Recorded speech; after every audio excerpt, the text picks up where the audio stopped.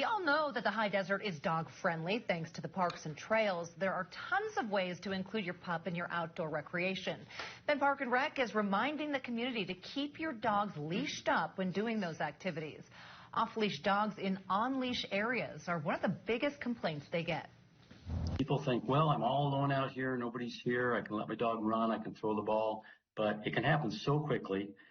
So just the best thing is keep your dog on a leash when you're in the parks or on the trails. Just today, a call was made to BPRD because an on-leash dog was attacked by an off-leash dog. If you don't follow the leash rules in those designated areas, you could be fined up to $250.